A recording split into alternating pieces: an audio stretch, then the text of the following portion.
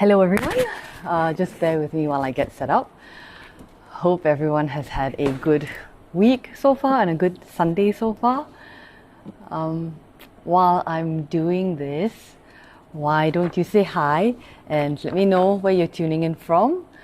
Got a slightly different setup today with Facebook, so I'm not sure if it will work or if we will run into technical difficulties, but we'll see. So say hi, let me know where you're tuning in from, how your week has gone, how you did with applying what we talked about from last Sunday. Last Sunday's talk was on dealing with obstacles. So how did you do in dealing with it and in applying some of the lessons, I guess, or some of the methods that were talked about in last week's session? So this week has been very, very busy here in Kechara Forest Retreat. I'm just going to tell you about the week here in KFR whilst we wait for a few more people to tune in before we get started. This week's been extremely busy because of the preparations for the indoor relic stupa that has arrived here. We've been, receiving volunteers every single day for the past week. And they've been doing all sorts of activities to help to prepare for the filling of the indoor relic stupa. So the schedule, if you guys are not already aware, is that preparations will end on the 27th of August. So if you were thinking of volunteering or you were thinking of sponsoring something, all of that ends on the 27th of August. All right, so that's done by the end of this week, and then the next 3 days after that will be spent on actually filling the stupa. So that will start on the 28th and then finish on the 30th of August, and then after that we have the actual completion of the stupa, whatever else that needs to be done, that will round off the week on the 31st of August, and then the actual completion of the stupa altar and everything will be on the 3rd of September. So in time for Rinpoche's Parinirvana anniversary, 1 year anniversary, which is on the 4th of September. All right, so if you guys want to get involved and you guys want to volunteer or sponsor, just a quick reminder, all of that finishes on the 27th of August. All right, so we also do have a stupa group, a new stupa Facebook group. The address is facebook.com/groups/relic stupa. And that is where you can find all of the updates, regular updates on what's actually going on with the stupa, progress updates. So we try and update at least twice a day, morning and night, Malaysian time. So if you guys want regular updates, that's where you got to go. All right. Oh, good morning, Jillian. Hi, thank you for joining us this morning. Good morning, Jerry. Hi, Bradley. Nice to see you here. I think your mum and your sister are coming to volunteer today, if I'm not mistaken. Oh, Jerry, you're going to Cage for Ulaanbaatar. That's fantastic. Oh, good morning, Sukpan. We have a Facebook group, facebook.com/groups/relic stupa, where we post updates, regular updates about what's happening with the indoor relic stupa. So if you're interested, you can go there to get more information. All right. So before we get into the day's sharing, going to do a short prayer to ascribe the source of the information, knowledge that will be shared today, as is tradition. I go for refuge in my Lama, from whom I've received these teachings. I go for refuge in the lineage Lamas, from whom my Lama has received these teachings.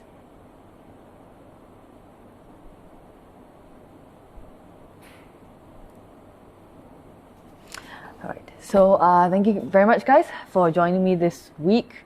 I think it's like week 14 or week 15 or something like that. Last week I talked about dealing with obstacles and talked about how obstacles arise, where they arise from, and shared some methods on how to effectively deal with them, and talked about how obstacles don't always necessarily present themselves to be something that's outwardly unpleasant, but in fact can be something that's very pleasant. So for example, obstacles can arise in the form of attitudes such as anger or laziness.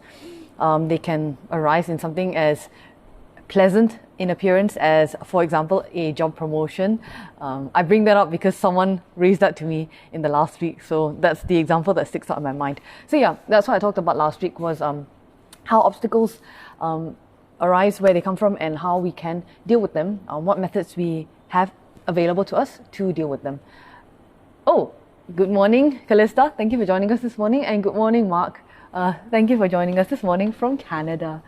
All right, so what I wanted to share with you guys based on last week's talk was that during the talk, I didn't actually have an opportunity to answer four questions that were posed by Iman, but I did that after the talk, and the questions that Iman asked, which I wanted to share with you guys because I thought you might find it interesting, and I thought you might find the answer interesting. The question she asked was, number one, how many types of obstacles are there? Number two, I heard of secret obstacle. Is there such an obstacle? And if yes, can you explain what a secret obstacle is? Number three, what is the cause of the obstacle of indecisiveness, and what is an effective way to overcome it? And number four, is puja a temporary or permanent method to overcome obstacles? So what I answered her, which may interest you guys or you might find useful, and like I mentioned before, if you guys do have any questions, or even if you have requests for offerings or prayers to be done for you, please leave them in the comment section below this live stream. But yeah, if you guys have any special requests for videos or questions that you want answered, leave me a comment, alright? So yeah, what I answered to Iman was there are outer, inner and secret obstacles. So that's the answer to her first question. Outer obstacles are things that deal with the external. So anything that distracts us from our spiritual commitments, for example, becoming busy with work or becoming busy with work commitments. Sorry, I keep turning because I keep having to refresh the page to see if any questions or messages are coming in. Yeah, so outer obstacles, anything that's external, that distracts us from our spiritual practice. For example, becoming busy with work or family commitments, becoming distracted by friends, or even becoming distracted by entertainment. That's something that Rinpoche always talked about, which is how our mind these days is always primed and ready to seek entertainment. So you often see this if you just walk around in any city center. You will see people mindlessly and aimlessly scrolling through their phones. So we're always looking for content to entertain us, entertain our minds, and keep us distracted. So these are some examples of outer obstacles. Inner obstacles are things like mental agitation. Sorry, I'm just laughing because I saw Jared's reply to Callista. But yeah, so inner obstacles are things like mental agitation, anger, jealousy, vindictiveness, ambition, desire, and laziness, things like that. And secret obstacles are things that deal with our view. So some examples of that: when we doubt our teachers, when we doubt the path, so the corpus of Buddha's teachings, the Dharma, when we prioritize our daily activities, and we regard practice as something that's secondary. So all of these attitudes, all of these views can hinder our spiritual progress. All right, so that's the answer to Iman's second question. So what is a secret obstacle? Answer to her third question: what is the cause of the obstacle of indecisiveness, and what is an effective way to overcome it? So indecisiveness stems from a lack of knowledge or lack of study, because indecisiveness is a manifestation of doubt. All right, so doubt and indecisiveness is when we have two minds about Dharma and two minds about what is the truth. So the truth is the Four Noble Truths as taught by Buddha Shakyamuni. Good morning, Truda. Thank you for joining us today, and I hope everything's doing okay in Nepal, because I heard you guys have gone back into a lockdown. So I hope you're doing okay. So indecisiveness is a manifestation of doubt and having two minds about the Dharma and what is the truth. And the truth is, or are, the Four Noble Truths as elucidated by Buddha Shakyamuni. And so indecisiveness is when we oscillate between believing what is true and what isn't true. All right, and sometimes, because of how our mind works, we can simultaneously be split between falsity and truth. All right, so as a result of indecisiveness, what kind of obstacles arise? What happens is that we become inconsistent and we become unstable in our Dharma practice. So sometimes we do a sadhana, sometimes we don't.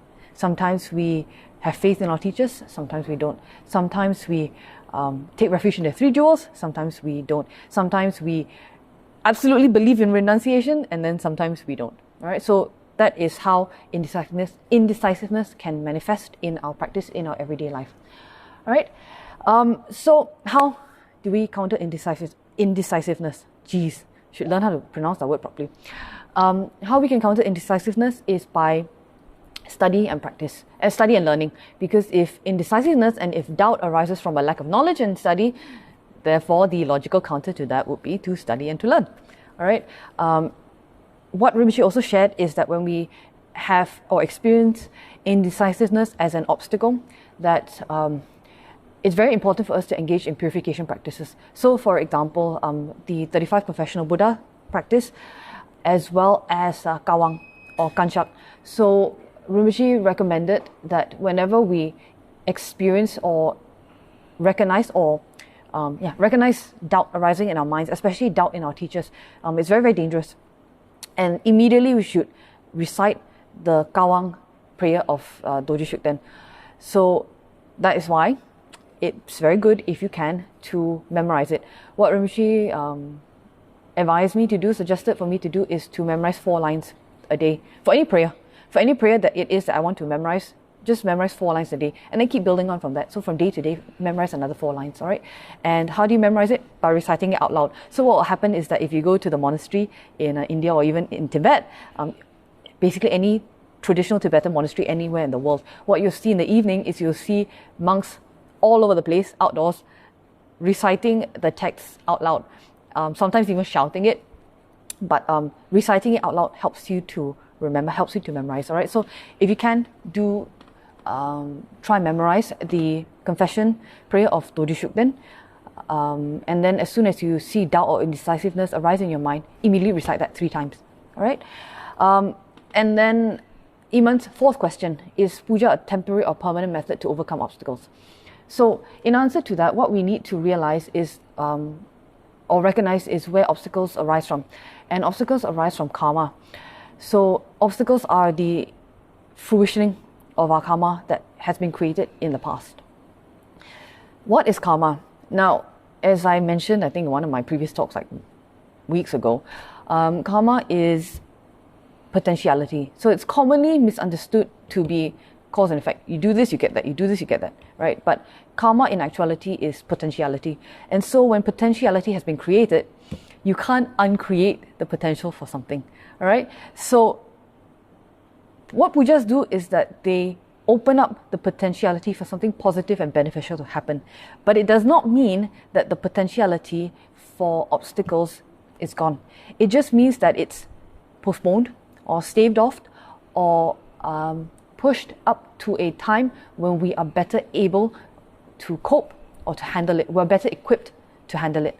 All right. So, for example, if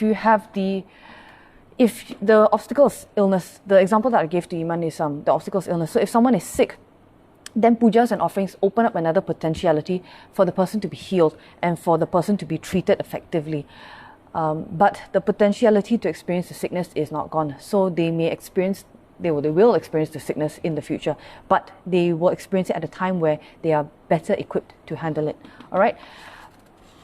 Karma, no one, as you guys know, no one is exempt from karma.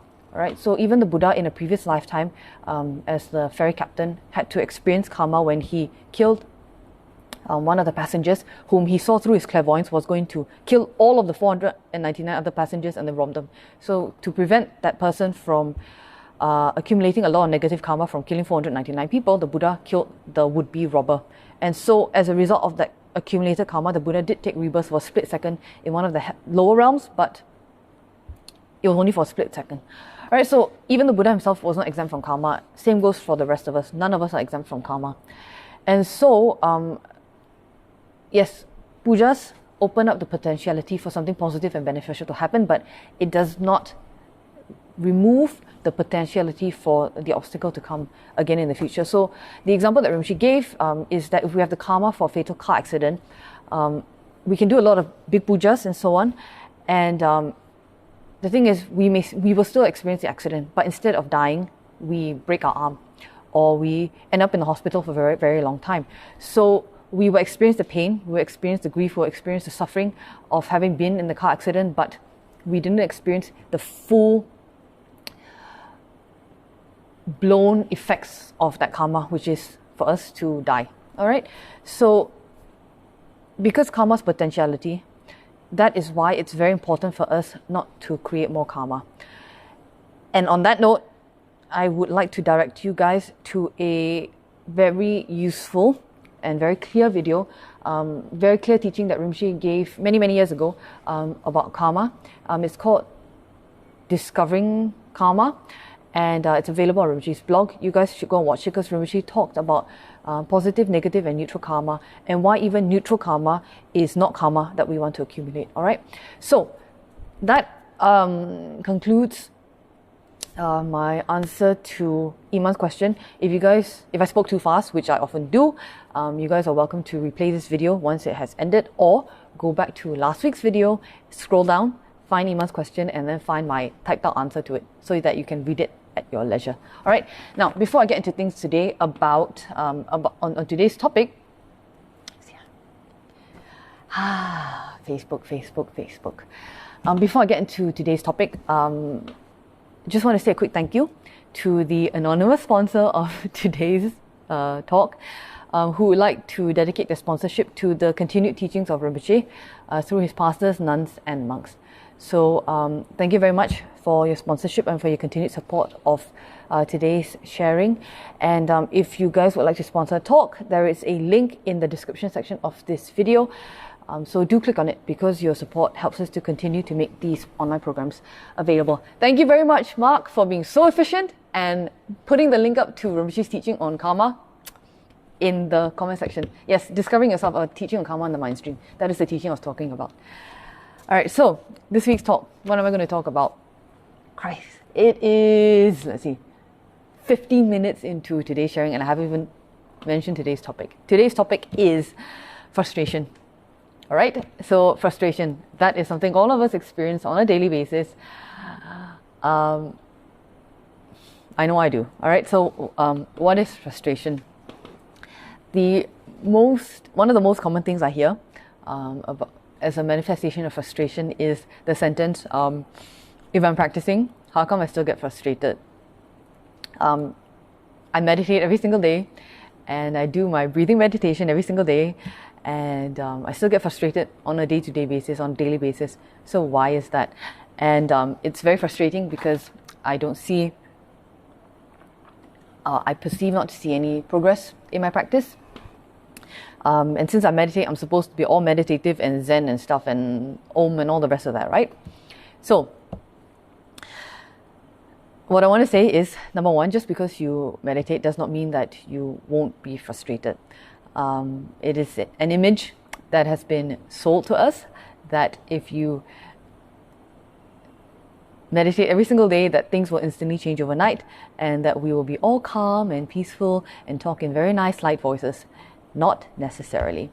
All right, first of all, it's not unusual. First of all, what I want to get out of the way is that it's not unusual to feel frustrated, it's not unusual to be frustrated, and it's not unusual to experience frustration. But what is frustration?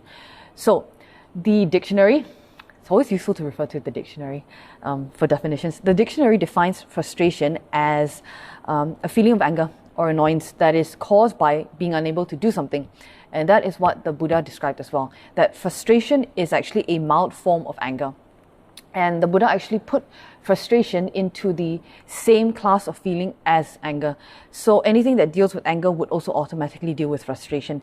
And anger is basically frustration taken to the next level. So anger is frustration that is acted out or acted upon. All right. So some scenarios that you may be familiar with during which you might feel frustration. For example, I have been practicing for so long and yet things are still the same. Yet nothing has changed.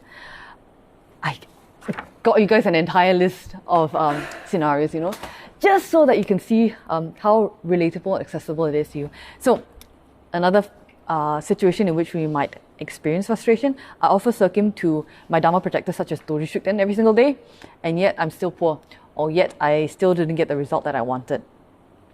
And as I'm going through this list, if you guys feel that any of it is familiar to you, or if you guys have experienced any source of frustration, any point of frustration over the past week, please feel free to share in the comment section, right? Another example, I have done this retreat, that retreat, this retreat, that retreat. I focus on this deity. I've done this practice for so many years and yet I still see no signs, yet I have no dreams. Or I have spent so much money and so much time and so much effort wooing this beautiful boy or beautiful girl, and I am still in the friend zone. I keep exercising and dieting, but I don't seem to be losing any weight. That's a very common point of frustration for many people. Or I keep doing all of the things that my boss wants me to do. I keep doing overtime. I keep staying late at work. I keep doing his work and not taking any credit for it and letting him look good. But still, I don't get promoted. Still, I don't get bonuses, and I still don't get any credit for my work after so many years. Or if you are on the younger end of the spectrum, I keep doing my best to be a good girl, but sometimes when things go wrong, my parents automatically blame me. That always happened when I was a kid. All right. So other examples, I did all of the work on this group project, but everyone else gets to share in the grade or gets to share in the result, and my professor praises everybody, but in actuality, no one else did anything, and I'm the one who did all the work. So as you can imagine, that might get pretty frustrating. Or another one is, and I hear this very commonly, I try to help this person, but they just don't seem to care. Or they just don't seem to want to take my suggestions. And it's so frustrating because I've put so much effort into helping this person and they just don't care. They just don't want to do it, and they just don't want to listen. So I guess as you... Jacinta, oh, I'm so sorry to hear that you can't come to KFR to volunteer for now. Hopefully things will change over the next few days. You still have time, and you can still keep up with the updates and still be, part of us virtually. All right, so yeah, that's something that's very common. I think that many of you can relate with, is that you try and help someone, but they just don't seem to want to take your suggestions. They just don't want to seem to take your advice, and it's frustrating because you feel that you've put so much effort into helping them and they just don't seem to care, or they just don't seem to be grateful for it. All right. So what is attachment? What is frustration? What causes frustration? The key, one of the key aspects of the causes of frustration is attachment to an idea. So for example, attachment to being right. I said this, I did all of the right things, and so this should happen, or you should listen to me. All right. Attachment to a certain outcome. So we want a certain result because of the effort we put into something, or we don't want things to go wrong so that we're not criticized. So we are very attached to not being wrong or to being right. All right. And the thing is, our attachment is so great, but no matter to being right or to things not going wrong so that we don't get criticized.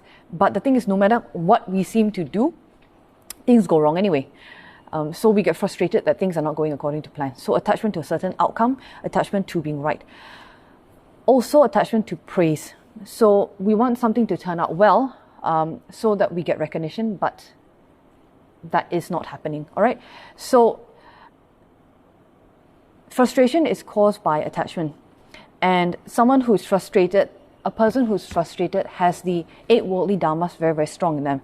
And as a reminder, because I have covered this in previous weeks, as a reminder, the 8 worldly dharmas, as elucidated by His Holiness Kapje Pabongka Rinpoche, are being happy if acquire, being unhappy if you do not, being happy if comfortable, being unhappy if not, being happy if famous, being unhappy if not, and being happy if praised, and being unhappy if criticized.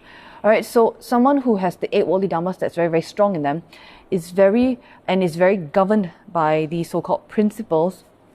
When things don't work out according to them, as they often won't, then frustration can and will arise.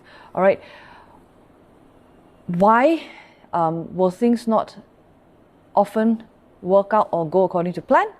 Because of our karma, because of the very nature of our existence, having taken rebirth in samsara, having been stuck in this cyclical rebirth and being governed and being governed by our karma, being tossed about amidst the waves of karma, that things often won't go according to plan, often won't go right. As His Eminence Kyabje Jetsun Khyentse Rinpoche Losang Pende said, why be surprised when things in samsara go wrong? It's the nature of samsara. In fact, we should be surprised when things go right. All right. So someone who's frustrated has the 8 worldly dharmas very strong in them, because there is a hope or expectation that things will go right or things will go according to plan, but they often won't. All right. So frustration has elements of an agenda. So we want something in return and we didn't get it, and hence frustration arises. Frustration has elements of expectations that are projected. So expectations that things will work out in a certain way, that people will behave in a certain way, or people will react to us in a certain way. We have that kind of expectation, or that things will go according to plan. All right. Mark, of course, samsara presents constant frustrations, and I admit to being quite frustrated on Facebook is difficult. Yes, Mark, I experienced that frustration too, with Facebook being difficult and things changing all the time. But yes, frustration has elements of an agenda. Frustration has elements of expectations that are projected, that things will work out in a certain way, that people will behave or react in a certain way depending on how we behave in relations to them, or that things will go according to plan. So for example, we expect people to be grateful when we help them, and then when they're not grateful, then we get upset. We expect that we get a promotion after being loyal to a company for many, many years, and then when we are not put up for a promotion after having shown our loyalty for over a decade, then we get frustrated. So frustration has elements of expectation, and these expectations, Rinpoche said, are not always expressed accurately. And so when our expectations are not fulfilled because we didn't verbalize them accurately, or because they weren't conveyed, or because we expected people to be able to read our minds, then we get frustrated. All right. Frustration also has elements of ignorance of the way of how karma works. All right, ignorance of karma and how it works. So as I mentioned just 2 minutes ago, things will go wrong because of karma. And being frustrated that things go wrong is ourselves causing suffering to ourselves. So an example that I brought up last week and the week before, so twice already, is the example of Venerable Tsao Putok Rinpoche, who was in prison for 20 years. So if you think about Tsao Putok Rinpoche, and as a short recap for those of you who didn't catch last week or the previous week's talk, Tsao Putok Rinpoche was in prison for 20 years, and because of his rank, he was assigned the most horrendous jobs in the entire prison, which was cleaning the latrines that was used by thousands of prisoners. So whenever he was caught doing sadhana, for example, he would also be beaten and tortured. So Tsao Putok Rinpoche had to come up with a way of of being able to do his sadhana without being caught. But when we met him in Nepal in 2004, Tsao Putok Rinpoche was very bright, very shining, glowing, and very, very happy, without a trace or an ounce of bitterness or anger or frustration in him. All right, so I shared, actually, you know what, this is a good reason for you guys to go and watch last week's talk and the week before. But if you think about someone in that situation who is experiencing that much physical suffering and that much physical limitation, that much limitation to one's physical freedom, would it have served someone like Tsao Putok Rinpoche to have stayed frustrated in prison, to have generated anger towards the people who were holding him there, to have generated frustration over his situation? All right. If you think about it, what about Tsao Putok Rinpoche's situation or experience was he in control of? And so physically, he was not in control of anything, but mentally and spiritually, he was in control of his mind. All right, so we need to think, does our frustration serve us? Is frustration a constructive emotion or a constructive attitude to have? Would it have served someone like Tsao Putok Rinpoche to have stayed frustrated in prison for 20 years? What would have the result have been had he generated frustration day in, day out, every single day for 20 years? And so if we extrapolate, or we transfer that example over to ourselves and we apply the example over to ourselves, will it serve us to be frustrated every single day for years and years and years and years? Maybe not 20 years because we're not in prison, but we are in the prison of samsara. Cheesy line there, but we are in the prison of samsara. And so in this prison of samsara that, in this lifetime, which if we're lucky will last for 80 years, will it serve us to generate frustration every single day, or to generate frustration in situations that are not within our control? All right, so that's why I said, being frustrated that things go wrong is us causing suffering to ourselves, because if you can't do anything about it, why get frustrated? And if you can do something about it, why stay frustrated? Just do something about it, all right? So we don't need to feel that way. We don't need to feel frustration. And we don't need to dwell in that state of mind, because frustration can cloud our judgment, and it can compel us to make decisions that are not in sync with and are not based in reality. Why? Because we're making a decision, or we are acting out of an emotion that, believe it or not, when the next thing arises in your life, will distract you from that source of frustration. So why make a permanent decision, or enact a decision with a permanent result on a temporary emotion or temporary attitude such as frustration? All right. So what I want to say is that frustration does not always necessarily arise from negative situations. Can frustration arise from good things? And the answer to that is yes, as I briefly mentioned. I just briefly mentioned. Can we get frustrated when we're trying to do good things? Yes, you can. It is entirely possible to get frustrated when you're trying to do good things. Excuse me. And I think this is something that parents will be very familiar with when you are, for example, trying to get your child to eat their vegetables. And you can espouse all of the benefits of eating broccoli, my favorite, or all of the benefits of eating leafy green vegetables and the importance of, the nutrients and all of that, and your child just does not want to do it because, yuck, vegetables are horrible. So yeah, I can imagine how after multiple attempts it might get quite frustrating. Can you also get frustrated in other situations? For example, when you try and share with your family members or your loved ones or your friends about the benefits of engaging in Dharma practice. And after many, many, many years, they still continue to poo-poo your efforts and go and call you crazy and call you a wacko or a nut job and so on. Can it get frustrating when you're trying to talk to your friends about something beneficial like Dharma? Yes, it can. Can it get frustrating when you're trying to share with your loved ones about the importance of volunteering and helping your Dharma center, and they just aren't interested and they would rather go and yum cha or hang out with their friends for hours on end? Can they get frustrated after multiple times? Yes, it can. So yes, you can get frustrated when you're trying to do good things. It's not always that frustration arises when you're trying to get involved in something that's less than savory or non-virtuous, all right? So maybe we are trying to help someone that we care about very deeply, but it just doesn't seem to be working. They don't listen. They're not cooperative, they are argumentative, they debate with you, and then on top of that, sometimes no matter how much you try or how creative you are or how much effort you put in, they're not consistent. And then you have to keep reminding them. So does it get frustrating? Yeah, it does. Why? Because you're only human. So just because you want to help somebody and your frustration is born out of a good motivation, which is that you want to help them, doesn't mean that your frustration is not arising from expectation and attachment.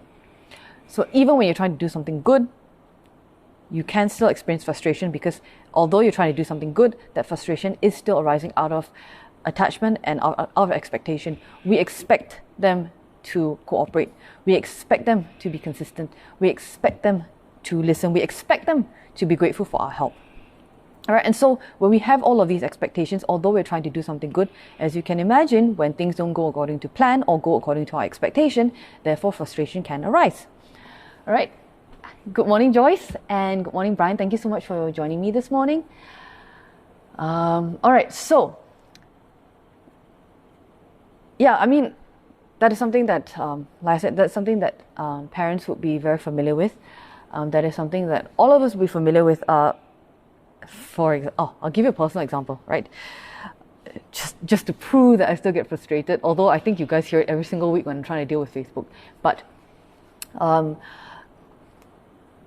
many years ago, I was working in London, and I had a friend who was unemployed at the time. So I was trying to help her to get a job, trying to get her employed. And this person would complain to me all the time about how they were unemployed and they hated it, they weren't earning any money, it made life very difficult for them, and on and on and on and on. So I reached out to them and I said I would help them to get a job at where I was working. And because, oh yes, that's right, they were about to interview for a place where I was working. So I thought, all right, I'll invite them over to my workplace and then give them a bit of insider information and whatnot, or give them a few tips, share with them a few tips for how they will be able to ace the interview. And I stayed late. I think it was like 8 p.m. 8 p.m. I was at work waiting for them to show up, and they never did. I called them, they didn't answer. I texted them, no reply. And then after like an hour or something of waiting, they finally picked up their phone, and then they apologized. They said they were so sorry that they got distracted while they were shopping. So you can imagine my frustration, irritation, annoyance, all the rest of the good stuff, right? And I was very, very frustrated with the person, because here I was staying late, trying to do a good thing for them, trying to resolve something that had been causing them some emotional upset for some time, and they didn't even show up, much less be grateful for the help. So my frustration escalated into anger, and I told them off. And I told them, I'm trying to do you a favor. Why is it that you're not taking this seriously? I don't think that where I'm working is the right place for you. Maybe you shouldn't even come, because after they realized that they gotten distracted, they realized they were late, they were actually still going to come over. And I said, no, I don't think you should come. I think it's a waste of time, and so on. And as a result of my frustration getting the better of me, and my frustration turning into anger, I lost that friendship for 5 years. So yes, frustration can arise even when we're trying to do good things, even when we're trying to help somebody, because there is an expectation that the other person will react in the way that we want them to react. We expect them to be on time, we expect them to be grateful, we expect them to be cooperative, we expect them to even have a good result. And like in that case, ace the interview as a result of the tips that I shared with them. So as you can see from this example, 8 worldly dharmas, very, very, very strong in them. It's very, very strong in me, right? Hopefully over time it's gotten better, but in that example, the 8 worldly dharmas were very, very strong. So the frustration boiled over into anger, and as a result of that, I lost the friendship for 5 years. It's fine now. We're friends again. I apologized to her. She had completely forgotten about the incident, so I actually apologized to her, and I laid out the entire experience, like exactly what had happened, and how my reaction to her had been wrong and uncalled for. And I apologized to her, and then she was nice enough to accept. So we're friends again. All right, so everything's fine in that situation, but just wanted to share with you guys that frustration happens to all of us. So how can we counter frustration? Since I've already talked about how all of us experience it, how can we counter it? The first key to countering frustration is accepting it. Accepting the situation for what it is that's in front of us, and then as well as accepting the emotion. So what Rinpoche said, and you guys can read this because it's in the book, The Living Buddha Within. So what Rinpoche said was that in samsara, anger and frustration are natural. And it's something that we should expect, and it's to be expected. All right, so the example that Rinpoche gave in the book is that when we walk near the shoreline of the ocean, or walk on a riverbank, why are we surprised when our toes get wet? All right, because as a result of us taking rebirth in samsara, we should expect that things will go wrong as a function of karma, and that things will arise to cause us anger and to cause us frustration. Why?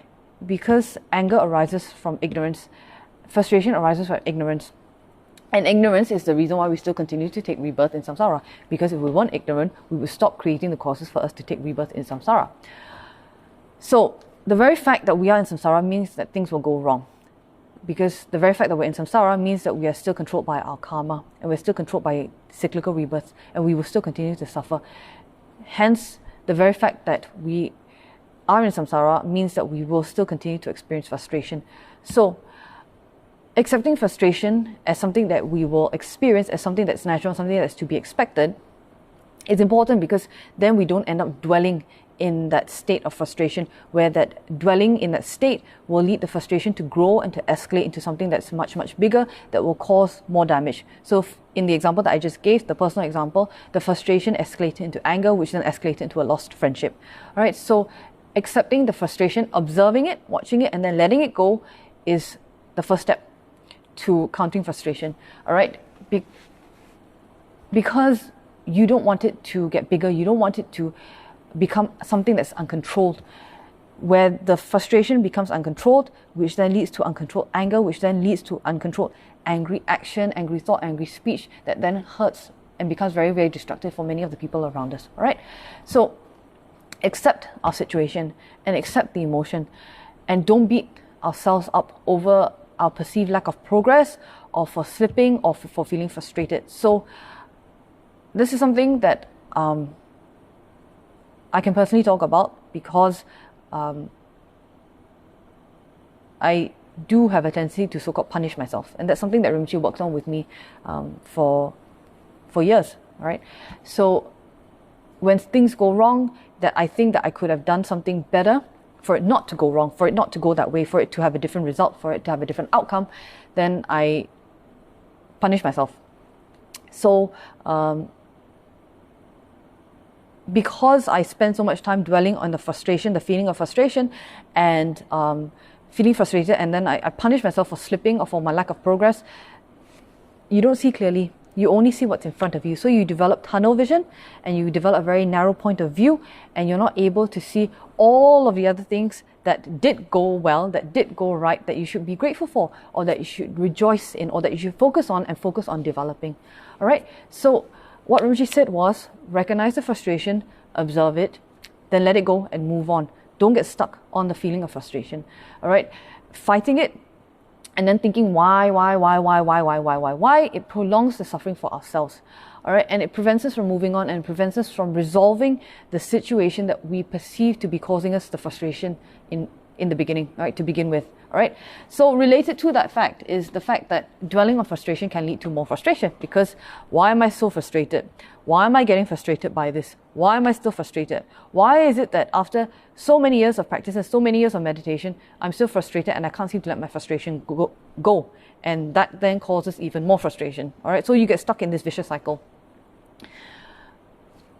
In general, we have a tendency to get stuck or to overthink things. Sorry, refreshing the page again. We have a tendency to get stuck or to overthink things and to dwell on it. So accepting frustration helps us to move past the frustration and to do something productive to actually resolve the situation that we perceive to be causing us frustration. All right, so that's why I know it sounds very cliche, and I know it's like a kind of almost like a running joke, you know, for Buddhists is letting go, let go, let it go, right? But that is why letting go as a practice is so powerful, because it helps us to stay constructive, it helps us to stay focused, and it helps us to redirect our focus and attention to something that's virtuous and something that's helpful and something that's beneficial. So how do you start letting go?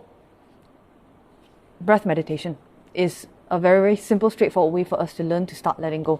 So that's something that JP often talks about in his mindful morning meditation sessions, if you guys are regulars on that. Which is that JP always, guides participants to practice with our thoughts, practice during breathing meditation. So practice on focusing on the breath, or practice on the sound bathing that he has now moved on to, but practice focusing on the breath. And each time your mind and your thoughts run away with you, and you start to think, oh, my feet hurt, oh, I'm experiencing pins and needles, I'm so tired, this session is so early, what's for lunch, what am I going to have for dinner, oh my god, I'm hungry, why won't my kids shut up because I can't focus on my breathing? Each time your thoughts and your mind runs away with you, focus it back on the breathing. Focus it back on the spot space, location, at your nostril, where your breath is going in and out. Keep bringing it back, keep bringing it back. Observe the thought, recognize the thought, then let it go and focus back on the breath. All right. So that is a very straightforward, simple way that all of us can practice or engage in terms of practicing letting go. We can start today. You don't have to start with a 40-minute session. You can start with a 5-minute session. You can start with a 2-minute session. Build your way up. Start with 5 minutes and then start with 6 minutes, 7 minutes, and so on. All right. JP and his group are now on 35 minutes of sound bathing meditation. All right. And this has taken weeks and weeks and weeks and weeks. But you know, people who have stuck with it, people who have been regulars, have seen their ability to sit and meditate go from 5 minutes all the way up to 35 minutes. All right. So, good morning, Rusdi Boy Palin Dorje. I'm so sorry if I mispronounced your name. But apa khabar and hello from Malaysia to Medan. All right. So, yes, you can start to counter your frustration by practicing letting go. And how you can practice letting go is by engaging in a spot of breathing meditation every day. All right. Another way of countering your frustration to help us to be productive and to deal effectively with frustration is by reframing it. All right. So sometimes it's good for us to think of frustration differently. Depending on the situation, frustration can actually be a sign that we're on the way to something good. And that is what Rinpoche actually talked about before in one of his previous sharings, which is the battle is a good sign. And so, Mark, if you're still watching this, if you can be especially helpful, please do share the link in the comment section of this live stream. But what Rinpoche talked about is that the battle is a good sign. That frustration can sometimes be a sign of us being on our way to something that's good. Why? Because people who don't improve, people who don't progress, people who are not interested in any of that will never put themselves in a situation where they need to be frustrated. Why? Because if you're never frustrated, it could also mean that we are always in our comfort zone. We're always doing things that we're comfortable with, that never push us, that never challenge us, or that never compel us to stretch. Yes, which is what I talked about last week. Right? The meaning or the reason why I like the word stretch. All right. So us never being frustrated could also mean that we're always in our comfort zone and that we're never putting ourselves in a situation where we have to challenge ourselves or push ourselves spiritually or emotionally, mentally, professionally, personally, or whatever. All right. So the fact that we're not frustrated could also mean that we're just not trying at all. And so we stay stagnant and we stay at the same rate that we are every single year. So what Rinpoche gave as an example was our practice. So if you see that every single year your practice remains the same, so for example your sadhana every single year remains at 30 minutes, or your sadhana even reduces, and so when things come up your sadhana goes down to 20 minutes, or when things get very, very busy, you start to cut down your sadhana, or you cut down your offerings, or you cut down the amount of time that you volunteer, or the amount of time that you spend serving and helping your teacher, or the amount of time you spend actively reading or studying the Dharma. If you see that over years things start to reduce, you have to stop, take stock of your situation and think, where else should I be pushing? Where else should I be challenging myself? Or where else should I be stretching in order to continue to progress? So people who never progress or who never motivate themselves to progress, they will never experience signs of frustration because everything's always very, very easy for them. So the example that Rinpoche gave was the example of our practice shrinking. So actually, the more time we spend on Dharma, the more time we spend in the Dharma, the bigger our practice should grow. And if our practice isn't growing and we're not experiencing signs of frustration because we are actually motivating ourselves to grow our practice, we need to stop, take stock of ourselves, take stock of our progress, take stock of our practice, and see where else we can focus on, what else we can focus on, what else we need to improve. All right. So, Mark, great to know that you're still there. So yeah, being frustrated could also be a sign that we care. Because if we didn't care about someone that we're trying to help, we wouldn't feel anything if they disappointed us or if they rejected our help. So going back to the example of parents trying to encourage their children to eat their vegetables and the frustration that they get from their children just refusing to. Reframe the frustration. Look at the frustration differently. You're frustrated because you care, because you know the benefits of eating vegetables, and so you don't understand why your kids don't. You want your kids to experience the benefits of a balanced and nutritious diet, but it just doesn't seem to be working, so that's when the frustration arises. So the fact that you're frustrated actually means that you care, because you care enough to want to do something, but it just does not seem to be going your way. So what then actually needs to happen in that situation is that we need to then take that energy of care and direct it differently. So we still care, but we remove the expectation. So we remove the element of expectation or the projection of expectation and our attachment to a certain outcome. All right, so still continue to care, but continue to care without the expectation. It's so much easier said than done, because all of us move through life with expectation, but each time it happens, like I said, take a deep breath, stop, take stock, observe, and then make a decision from there. Don't make a decision based out of your frustration. All right, and thank you, Bradley. That is exactly the talk that I was talking about. The battle is a good sign. All right, so how can we also counter frustration?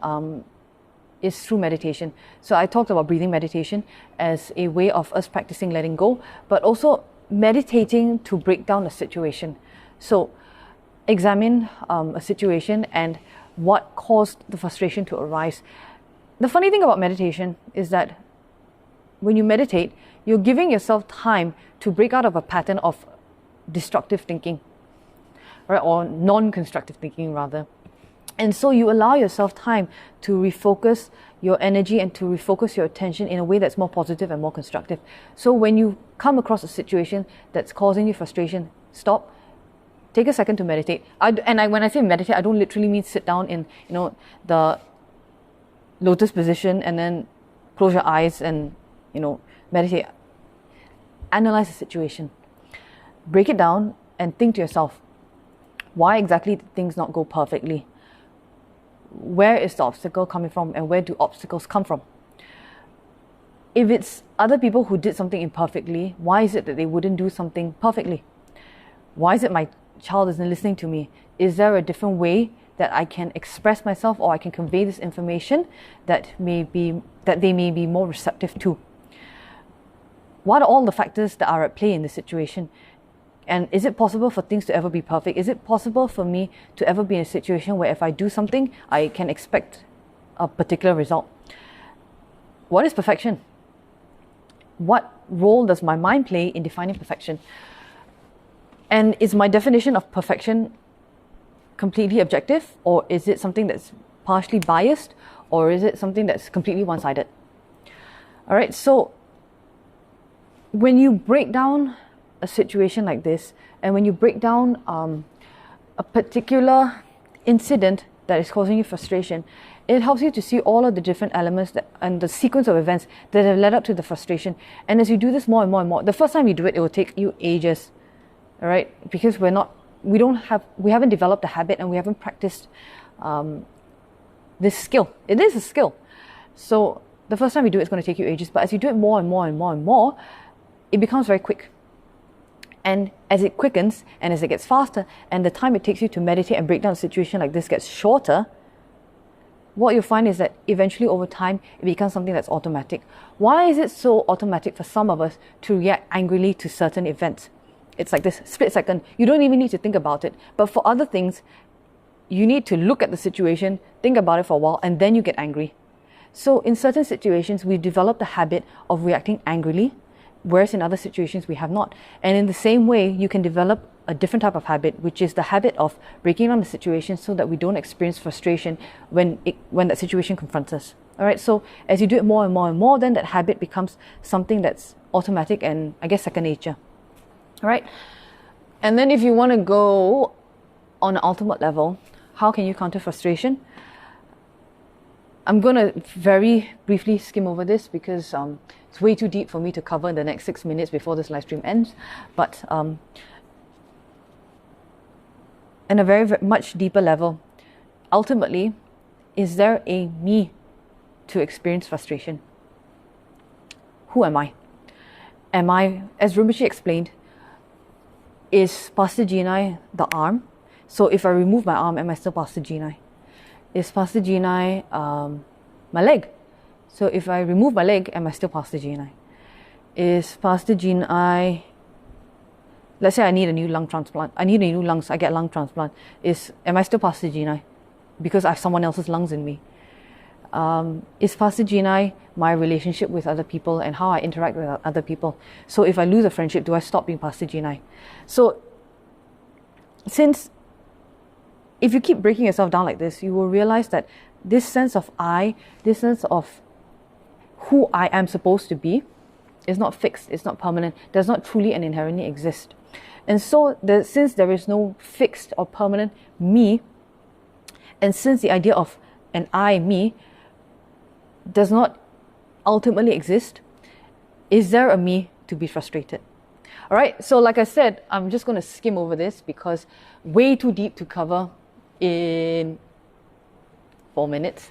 But that is something that some of us may like to dip our toes into in terms of meditating to counter frustration. All right, so I hope that this talk has been useful to you guys today. If you guys have any questions, please feel free to ask me in the comment section of this live stream. And before I go for this week, I just want to leave you guys with some food for thought, to reflect on what has happened. Reflect on the past week. At any point in the past week, whilst you were sitting in traffic, whilst you were making plans, whilst you were at work, whilst you were interacting with your children, whilst you were having dinner with your friends and they said something that you found slightly offensive, at any point in the past week, did you experience frustration? And then meditate and think and break it down. What led to the frustration? Why were you frustrated? Why did you experience the frustration? What happened that caused that frustration? And is there anything that you could have done to have dealt with the frustration? Did the frustration lead to other things that were more damaging or that were more, harmful to yourself and to somebody else? And so what could you have done to stop the frustration from overwhelming you and from taking over the situation and from clouding your judgment and then informing your decisions? All right. And so as you move into the coming week, set a good intention that when you deal with perhaps people on the internet or on Facebook sharing some unsavory opinions that you don't necessarily agree with, and that no matter how much you argue with them or debate with them or share knowledge and research with them, they just don't seem to listen or seem to change their opinions. As you move into this week, set a good intention that when you come across people like that, that frustration will not be the automatic reaction that we automatically defer to. All right. If something happens at work that you had an expectation to get, for example, you expected to be awarded a project because the pitch that you did last week went so well and it just didn't happen. Take just a second to stop, recognize that frustration that's welling up in you and think, how's frustration going to serve me in this instance? Is it going to be constructive or is it just going to cause more harm to myself for the future? All right. So before I go, just a couple of quick reminders. Today, we will be live streaming on the Kechara Facebook page as well as the Chinese Kechara Facebook page at 8 p.m. Malaysian time, the Tsem Rinpoche Relic Tata. So Pastor David will be giving a short talk on iconography and on the different deities and different Buddhas. So do tune in. That is taking place today at 8 p.m. Malaysian time, GMT +8. All right. So there will also be the Doji Shukden Sadhana that is taking place at 10 p.m. on the Chinese Kechara Facebook page. And then on Tuesday at 9:30, there is Easy Dharma for the New Normal. That's by Pastor David. And then Thursday at 8 p.m., there will be Rinpoche Swift Return Puja. All right. So if you guys have the opportunity to, please do tune in, especially to today's 8 p.m. I can guarantee you that it's going to be super fun, and that if you haven't had an opportunity to come to KFR yet, that you will be able to see some things that you would have otherwise seen for yourself in real life if you had been able to come here in person to volunteer. All right. So yeah, that's taking place today, 8 p.m. on the Kechara Facebook page. Thank you so much for joining me today. Sorry if I rambled a bit and was, slightly all over the place, but thank you so much for joining me today. If you have any requests for prayers or offerings to be made, or if you have any questions, any special requests, please leave them in the comment section of this live stream. I do check after the live stream is over. All right, and don't forget to do your dedications for having taken the time out on your Sunday to listen to a little bit of Dharma knowledge and Dharma sharing. All right. Once again, thank you so much to the anonymous sponsor of today's talk. Thank you so much for your continued support of these programs. All right, and like I said, your support helps us to keep making these programs available. Please do your dedications after this live stream ends. I'm going to head off, and I will see you guys same time, same place next week for as yet undecided topic. All right, so bye guys, and thank you. Have a great week.